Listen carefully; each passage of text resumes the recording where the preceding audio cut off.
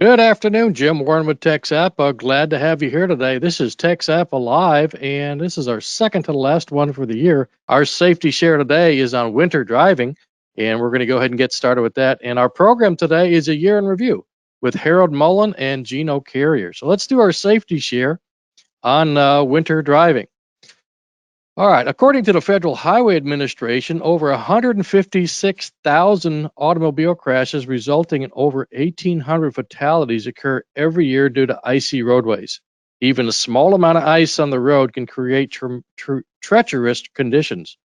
Texas ranked number 5 in the most icy road fatalities in the United States between 2009 and 2010. Do your part to help end the streak of fatalities on Texas roadways by following these safe driving tips during poor winter weather conditions. Before getting on the road, clear all ice and snow from your windows, vehicle, and mirrors. Check your tire pressure and install tire chains as necessary. Never warm up your car in an enclosed space such as a garage. To prevent your gas line from freezing up, keep your gas tank at least half full in freezing temperatures. Some of us need to pay attention to that. Keep your lights on to increase visibility for yourself and other motorists. Allow 3 times more space between yourself and the vehicle in front of you than you would normally do during clear time. So if you're keeping 2 car distances, now you should be keeping 6, so 3 times as many. Now, don't use your cruise control while in poor weather conditions or on icy or snowy roads. Keep your foot down there on the gas pedal so you can adjust as necessary. Use your brakes gently if you start to skid. If your vehicle begins sliding, steer into the direction that you want to go. Always exciting when we get to winter, and always a fun thing. So again, glad to have everybody here today, and I think we're about ready to go ahead and get started. So let me bring on our guests, and let's get this thing kicked off. Hello, everyone, and welcome to TXAPA Live. I'm Harold Mullen, and we are delighted you are here with us again for another session of TXAPA Live. We just love bringing this program to you. This is our way of communicating with you, keeping that interaction going, and we're just so glad you're here. You know what? We really appreciate all of our frontline heroes out there. Y'all have done a great job in 2020. And we just appreciate that and want to thank you for keeping everything in our industry going. So thank you so much. And we want to keep TXAPA Live going just so we can keep that communication flowing. So today's program, we have our president, Geno Carrier. Geno's been our president through 2020, has done a great job. And this is going to be his last session on TXAPA Live as president of TXAPA. So Geno, welcome to the show. Thank you very much, Harold. Happy to be here. Good, good. Well, you have done a great job this year. I tell you, we've been so busy doing all kind of things. Y'all have gotten so much done as an industry. We have probably got more tons of hot mix out there on the roadway than we ever have because of all these crazy circumstances that we've had. I'm just real curious. I've started asking a lot of our members as to, with all the work you've been able to do this year, what's been some of the most successful mixes that you've actually used out there in the Lufkin district? What's a real successful mix? You know, our Super Pave Cs and our PFCs, those are the 2 mixes that we feel like we just have great success with. They run real well, they go down on the road real well, and they're safe and drivable. And we're just real proud of those. You bet. You know, that is 2 great mixes. And I hear that a lot from a lot of our members. SMA is certainly one of those that holds up in all the heavy duty traffic. It holds up with truckloads, all those type of things. And of course, PFC, my goodness, that's one of the most safest pavements and smoothness, quiet. It's just a great pavement. I agree with you. As a motorcycle rider, I certainly enjoy that PFC pavement out there. So that's kind of in line with a lot of the different contractors saying that's their favorites. Another thing that we've been talking a lot about around here recently is liquid asphalt, and we've had lots of changes going on with liquid asphalt the last couple of years. And we were just talking about the quality of liquid and what has been happening there with all these different changes we've had. What have you seen in liquid asphalt? So I feel like our liquid suppliers have really raised the bar, you know, to steal something from Albert, our past president. I feel like they've really raised the bar. I think we've got the best oils that we have ever had going into our mixes. And I think you're seeing improvement in those mixes because of it. and it's been a good process. We're sampling more. We're doing a lot more forensic analysis. There's, a little bit of growing pains that are associated with that, but I really think that the industry as a whole is moving in the right direction with liquids. You bet. That's what we're seeing. That's the feedback that we're getting from a lot of people. And we do have lots of changes going on there with the sampling process and the testing process. And I know you even had a little issue over there, but there again, there was lots of partnering going on, and y'all worked things out, right? Absolutely. Right? Yep. TXAPA worked real well with us, and we got it all sorted. So. And that's the good thing, is that we can rely on each other when those things kind of go wrong. When not everything comes out like we want, we just partner, talk about that, and then we come up with a great solution for quality. So good job on that. Also, I can't mention liquid without talking about aggregates too. And we just had a strategic planning session, and we were talking about the use of SAC A aggregates. What are you seeing on that horizon with SAC A? You're even in the SAC A business. I guess you sell some of that stuff. Absolutely. SAC A is a precious commodity, and we all know it. We may not all want to admit it, but it has its place in our industry. But our SAC B aggregates, they have their place too. And I think we've got to be real careful about how we use SAC A aggregates.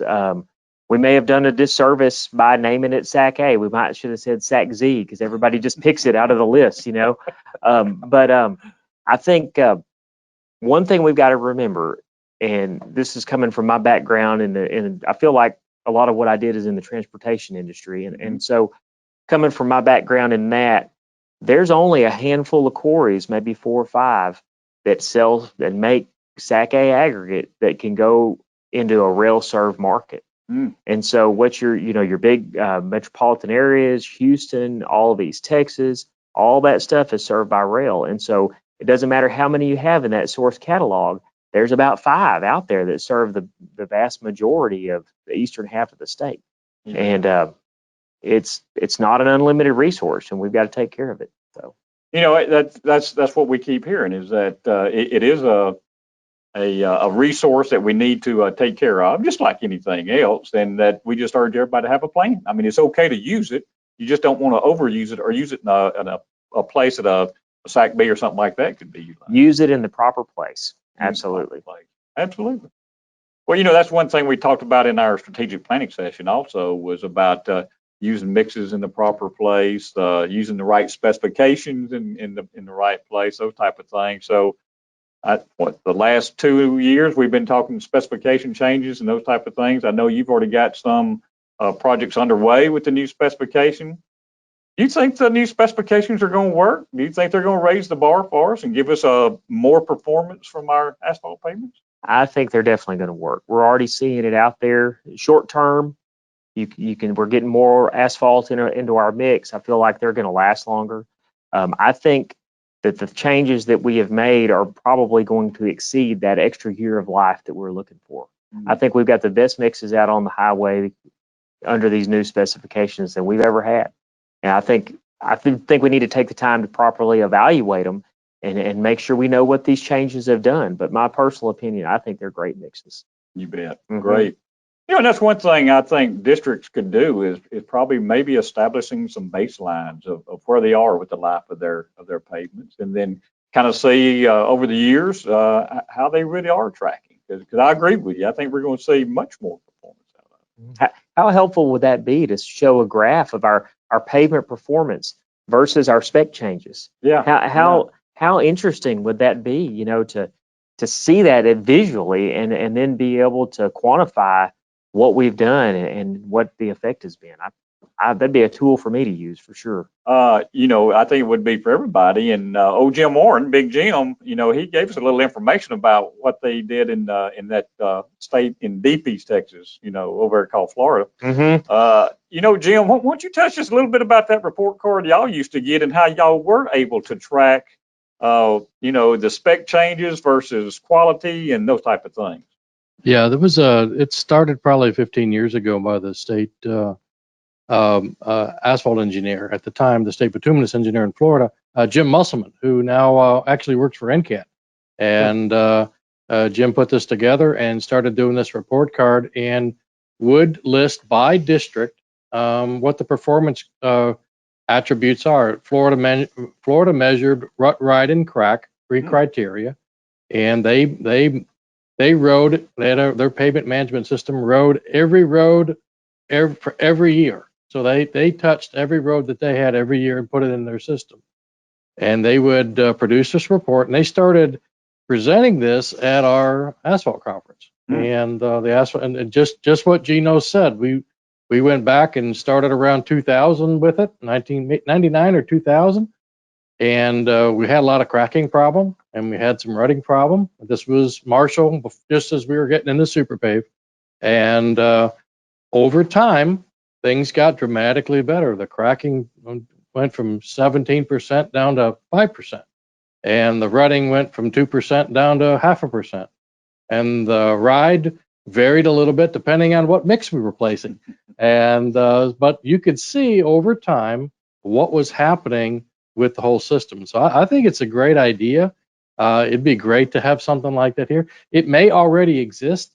We just don't know where it is. So we just got to figure out how to find it and how to use it. And I think it's a great attribute because it shows you the effect of the changes that you've made. And it's kind of like a report card. It's a backup to say, hey guys, you guys are doing good, man. Look what we've done. This is awesome. Keep it up. Keep up the good work. And actually we used it for competitive. Because we could say, every time they would bring up the other pavement and go, look what we're doing. Yeah. Look what we're doing. So I think it's a great opportunity to do that. And I'll shut up and let you guys get back to chit chat. Thank you, Jim. I can always count on the conversation from Jim. But it would be useful. And you used the tool or the term that would be a tool that you could use actually, and we could within our industry to see how we're doing and kind of gauge that. So that's something that we need to partner with our textile partner. We do. Good. Also, we've had lots of discussion here, and Jim, I think the last couple of shows we've had featured technicians, how their job matters, the importance of a technician's job. And Geno, I know you have lots of technicians that on your staff. I think you've even had a technician of the year or so over there, and so you've got lots of experience with those technicians. How have you gotten your team together and kept them trained or get them trained to begin with and up to date? How's that worked out for you? We really grow our technicians from the ground up. We find people that we know, we hire them, we train them for at least 6 months before we ever send them to TXAPA to get certified. And they're running tests and practicing, and we're training them in all aspects of the business before we can actually use them. Right. And then Right. then we go get them a 1B, and then we go to 1A, and then they work themselves into those roles. And we have got a robust QC program. I'm so proud of them. To me, they're the best in the business. Mm-hmm. We have had a technician of the year. His name was Josh Dew, and he's actually a plant manager now. So we use that as a role to grow. And we're just can't say enough about them. But I got to stress, you have to prepare these guys before you send them to be certified. They've got to know what they're doing. And your livelihood of every employee in your company depends on them. You bet. That's key. We're always talking about it, it seems like, is to how can we get a better technician out there? How can we make it easier on them when they come down here to be certified? It always comes back down to what you just said. They need to prepare before they come down here. So what I heard is that you prepare your technicians, you give them lots of training, lots of attention before they're ever sent down here and before they start that job process. That's exactly right. Well, that's what Corey also verified with us, and we just had a big discussion about the failure rate for technicians, and we certainly don't want to see that increase at all. So we want to encourage everybody to participate in getting prepared before you come down here. So we encourage everybody. There's all kind of videos that are online at the TXAPA website. You can look at those videos before you come down here. Even if you need to come to a training program, we're offering our training programs to encourage you to do that. Have y'all participated in the training programs before? Did you ever send your people through the training program? Absolutely, we sure have, and they were super successful. Good. Good. Well, we encourage that to make sure your people are prepared when they come down here. And one thing we talked about is even when you're coming down for recertification, we're starting to see that there's I guess some complacency there. As folks, oh yeah, I got this, no problem. But it might have been a while since they were on a hot mix job and they used their talents on that project and running those tests. So just encourage everybody, even if you're coming down to be recertified, be sure you go back over those tests, those test procedures to get it right. Do you see that with your technician? Oh, I do see that. It's, it's repetitive. It's like any other skill. You have to use that skill to keep it up and keep it sharp. And you have the smartest mind out there, but if you're out of practice, you're just out of practice. So I strongly suggest, studying up, practicing up a little bit before you come down, and just make sure that you're ready. You bet. You've been very instrumental in helping Corey at the HMAC kind of think out of the box here and really adapt to the changes that we've seen with COVID and come up with HMAC Now, which is our virtual certification program, coming up with several different things. Have your people, I know, I'm not sure if your people have been up for recertification or not, but have y'all been able to utilize the virtual certification program? To date, we have not. We plan to. We've got a guy coming up through the ranks that's getting ready to utilize that service. But we actually did most of our recertifications right before COVID hit. The timing just kind of happened where we had them in about February. Yeah. And so excited. It's been a successful program. Very excited to see what we're doing, and I think we got 30% of our students now are coming through virtually. It's very successful. It is. It's successful, and I think the people have really appreciated, and it's one way that they can stay safe, really, and still get their certification where they can continue to do their job. So that's a great program. Thank you for all your help in making sure that we were on the right track and getting those things done. That was fun. What was really cool is to see that pivot and how we were going down a road and we made a right turn and switched gears, and it was definitely a right turn because I think we're going to keep this up, going forward. You bet. And real proud of that program. You bet. So, and I want to thank our textile partners. I mean, Buddy Williams was right there because he was director of materials and tests. Miles Garrison was right in there. Ryan Barbarack were all very big supporters. They helped walk through that process. And my goodness, we had Tommy Smith coming through classes and Travis, and they all participated in that same process. And we just think it's a great a partnering process to come up with a program that's going to be utilized just like you said from now on. Mm-hmm. It's a great program. One other thing that you've helped us with is reporting those technicians and how they report test results, those type of things. And one thing that we're starting to learn is that everybody uses a different method almost on reporting test results, and we're trying to get something to where there's some more consistency there. What do you think about standardized forms for reporting test results? Well, the good news is they're there, and they're on the HMAC website, and you can download them. We need to use them. I think they're going to speed up our process. They're going to speed up our results getting back, on things. If we're using the proper forms, it gives us a good start with what we're doing. And we just need to use them, utilize them. Good. They have been developed. They're out there. So you can go to TXAPA.org again, and you can see the standardized forms there. And they're there to print out. You can just print them out, use them. And we're hoping that we can get that message across to a lot of people because there seems to be a lot of inconsistency, and we have a lot of people going from district to work and going different places, and they show up and there's a different kind of form or they have to come up with their own form. And so by utilizing those forms that we have on the website, we feel like that will give you a much better opportunity to succeed in your job. So encourage you to go out there and again, get those forms there. There's been lots of work going on with our programs at TXAPA. You've been in the middle of it, but one thing that we have really succeed at because of the generosity of our membership is our scholarship program and our fundraising opportunity. Can you talk about that for just a minute? I can't say enough about our membership and our partners. This year we had to cancel our annual meeting, and so we did not get to have our scholarship auction, which is a big part of what we do. That's part of our mission, is to educate, and we give out lots of scholarships.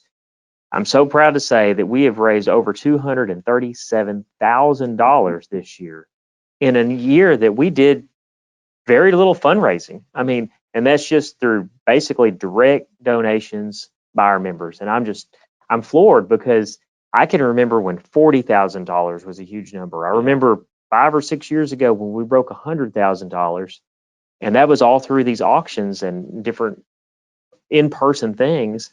And then here we are in a year where we can't get together. And anyway, they just that's a blessing to me. I'm just so Amen. proud of them. Amen. So, The generosity of TXAPA members is overwhelming. mhm. I tell you, I think they get so committed behind a program that truly changes lives. And that's what our scholarship program does, is change lives. It helps shape a lot of young engineers, or a lot of young people in construction management, or even other um, disciplines. We've had IT people to get scholarships. We've had all kind of people. So, but it's changed their lives and put them on a path for a great career. Yes, it has. Great career. But $237,000. Slade Angel and his scholarship auction committee, they were sending out letters, they were making phone calls, they were doing lots of great things, and our membership responded. So Yes. great success story. Yep. I can't say enough about Slate taking on that on, because y'all may not know it, but we had to work 2 paths. So we worked if we were going to have the auction, and we worked if we weren't. And so he basically did double duty this year, and then it was obviously a success. So thanks again, Slate and his whole team. So. You bet. They did a great job, no doubt.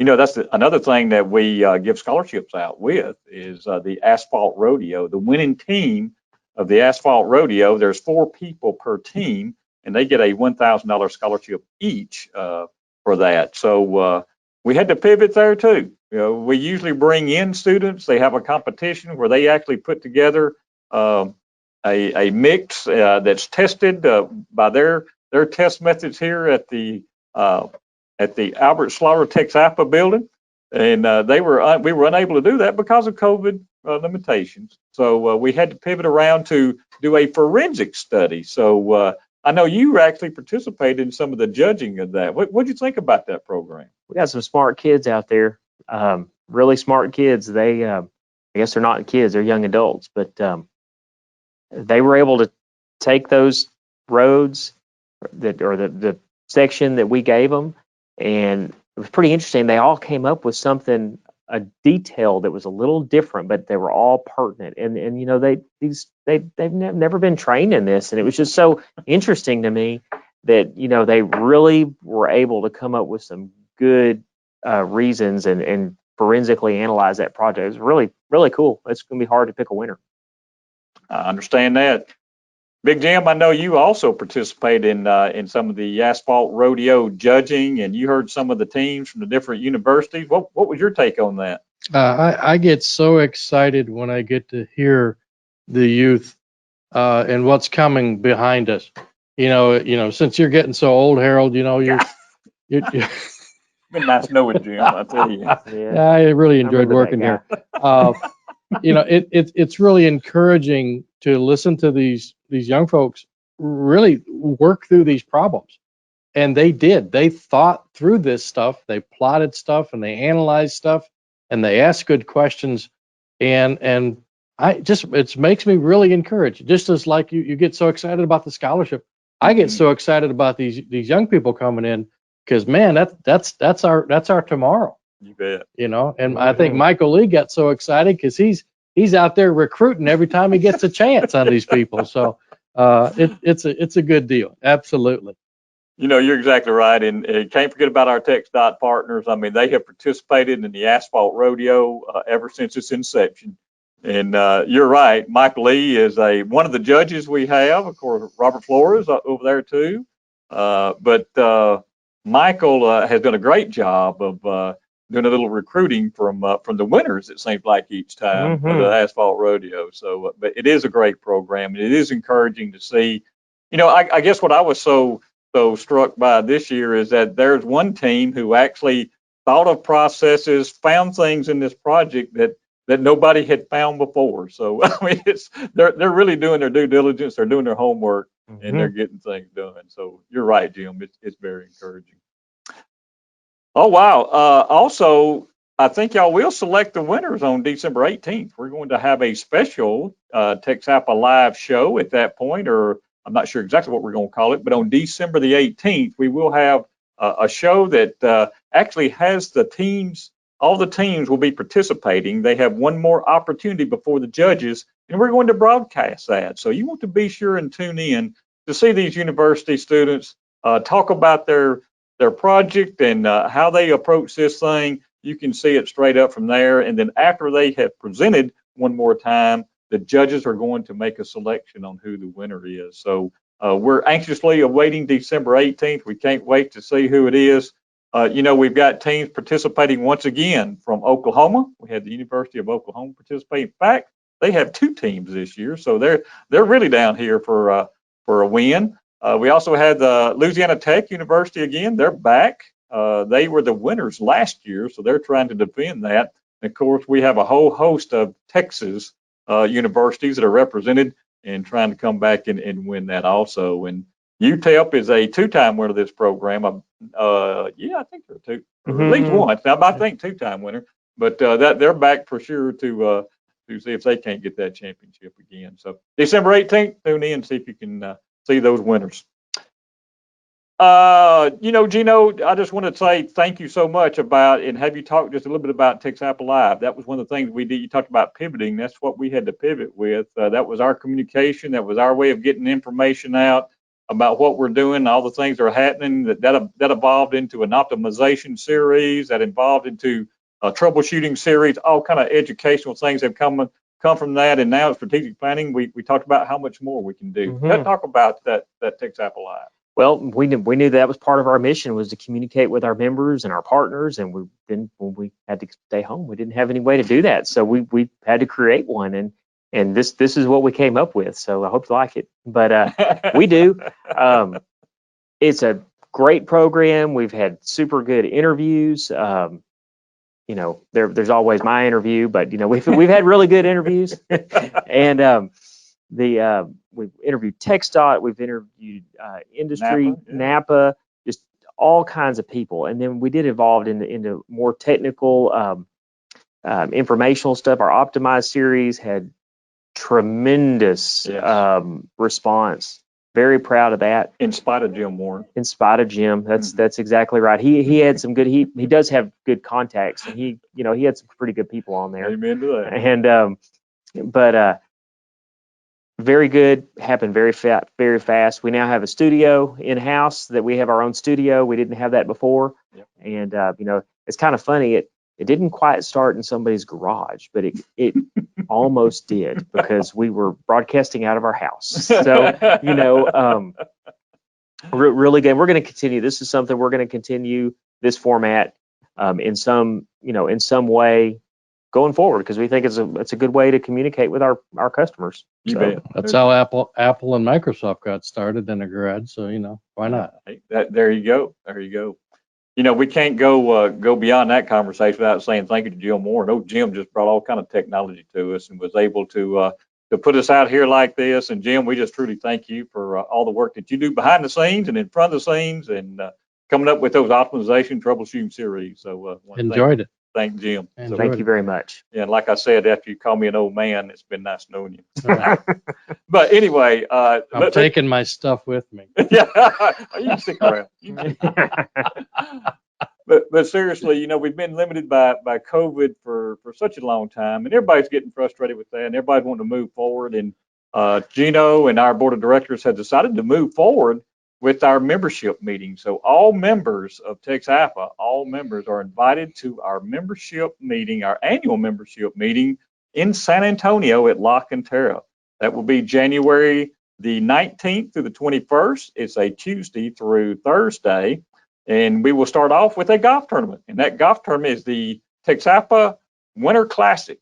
And all proceeds go to our scholarship program. So it's another fundraising event for our scholarship program. We encourage you to be there for that. The course is going to be in great shape. They say if we have enough people there, we can have the course to ourselves, which we certainly think we will. And so we encourage you to come on down, get signed up for that, as well as the meeting itself. We've got a great program. Our TxDOT partners are going to be zoomed in, and they're going to be speakers for us. We already have Quincy Allen, Michael Lee. We got Gina Gallegos, James Stevenson, I'm sure I'm leaving somebody out. Miles Garrison. So we've got all our TxDOT leadership that's partnering up with us, and they will be speakers. So, Geno, what about the membership meeting? I know you and your crew are going to be there. Oh, we're going to be there in force. Super happy to have it. Excited to get back together with everybody. That's what I've missed all year.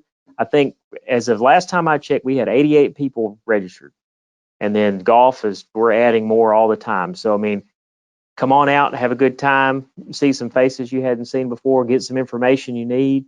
It'll be great. So, just a little while ago, Emily told me we're over 100 people already. boom. So, Okay.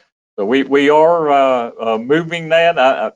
There's no telling how many we're going to wind up with. So that's a great turnout so far. We're still about a month away, I think. So, we're sitting at 100 people already. We have exhibit booths. I think we only have 3 of those left. So encourage anybody who wants to have an exhibit booth to get on there now.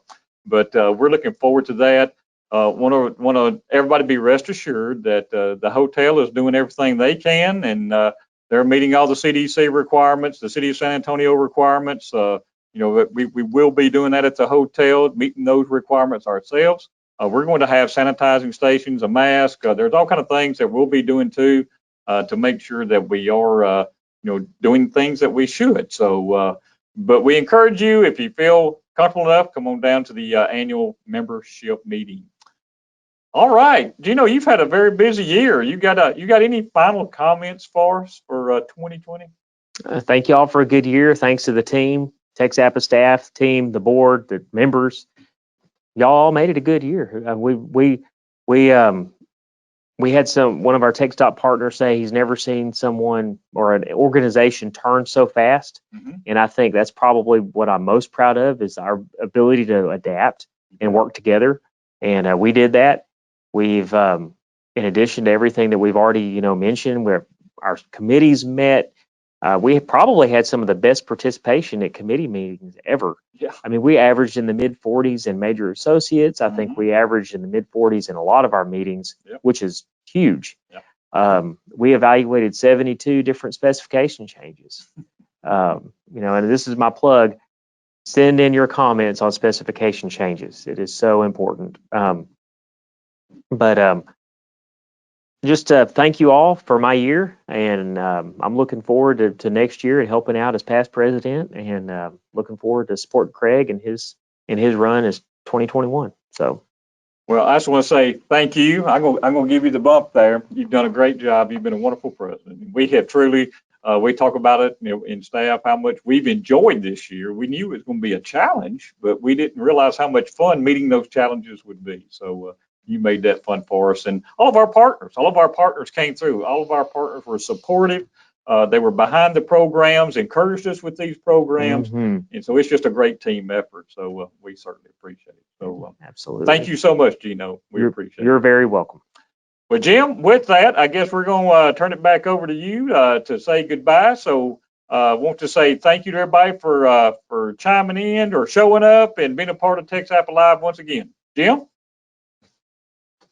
Thank you, Harold. Let's go ahead and hit a couple buttons here. Hey, we're just about wrapping up. Thank you for attending today. Let's take care of what we got to take care of to get rid of this COVID thing. Be safe and ever forward, everybody.